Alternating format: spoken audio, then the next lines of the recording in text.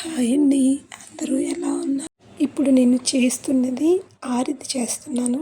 దానికి కావాల్సిన పదార్థాలు: బెల్లం, కొబ్బరి, తడిపిండి, పెసరపప్పు, అలానే శనగపప్పు. ఫస్ట్గా స్టవ్ వెలిగించుకుందాం. స్టవ్ వెలిగించుకున్న తర్వాత ఒక బేసిన్ పెట్టుకుందాం. దాంట్లో 2 లీటర్ల వరకు వాటర్ పోసుకుందాం.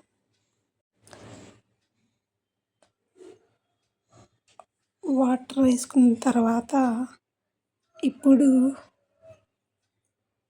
పెసరపప్పు వేసుకుందాం. పెసరపప్పు వేసుకున్న తర్వాత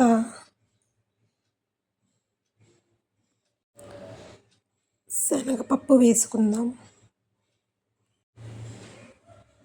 శనగపప్పు వేసుకున్న తర్వాత బాగా కలుపుకుందాం.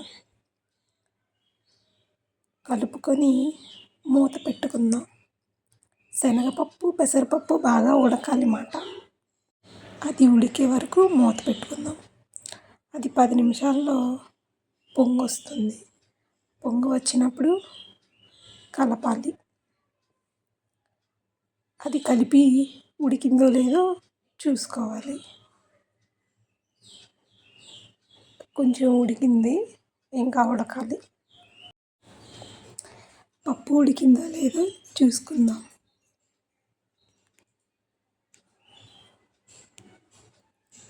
అది స్టవ్ సిమ్లో పెట్టుకొని ఉడికిందో లేదో చూసుకోవాలి. అది ఉడికింది. ఇప్పుడు తురిమి పెట్టుకున్న బెల్లం 1 కప్ వేసుకుందాం.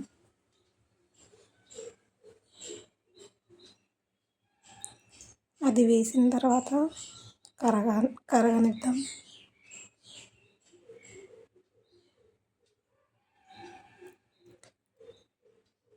ఈ బెల్లం కరిగిందో లేదో చూడాలి. బెల్లం వేసిన తర్వాత ఇప్పుడు కొబ్బరి వేసుకుందాం. సన్నంగా తురిమి పెట్టుకున్నాను నేను. అది 1 కప్పు వేసుకోవాలి. బెల్లం కరిగేటట్టు అలా తిప్పుతూ ఉండాలి. ఈలోపే ఒక గిన్నెలో పిండి కలుపుకోవాలి, ఉండలు లేకుండా. నేనైతే 1 కప్పు పిండి తీసుకున్నాను. ఆ పిండిని ఉండలు లేకుండా కలుపుకుంటున్నాను. ఇది కొంచెం చిక్కగా కలుపుకోవాలి. ఇది తయారైపోయింది. ఈ తయారైన పిండిని ఈ బెల్లం నీటిలో వేసి తిప్పుకోవాలి. దగ్గరగా అయ్యే వరకు తిప్పాలి గరిటెతో. చాలా బాగుంటుంది. మీరు కూడా ఇంట్లో ట్రై చేయండి. ఉండలు లేకుండా మంచిగా తిప్పుకుందాం.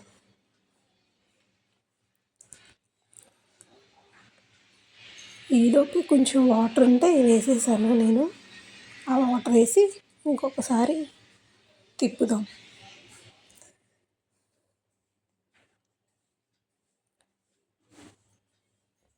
రెడీ అయిందో లేదో చూసుకుందాం. పలచగా ఉందా, చిక్కగా ఉందా అని చూస్తున్నాను. చిక్కగానే అయ్యింది.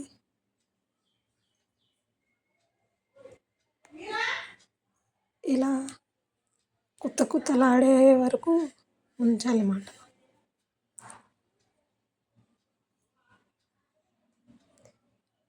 ఇలా కుత్తలాడాలి.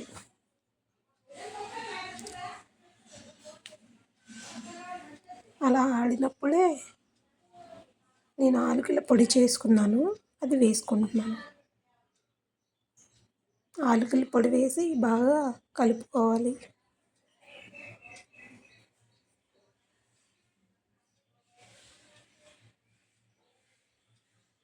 ఆల్మోస్ట్ రెడీ అయిపోయింది. 5 నిమిషాల నుంచి స్టవ్ ఆపేసుకుందాం. టేస్ట్ బాగుంటుంది. దీని పేరు ఆరిది. మా అత్తయ్య గారికి ఇచ్చాను.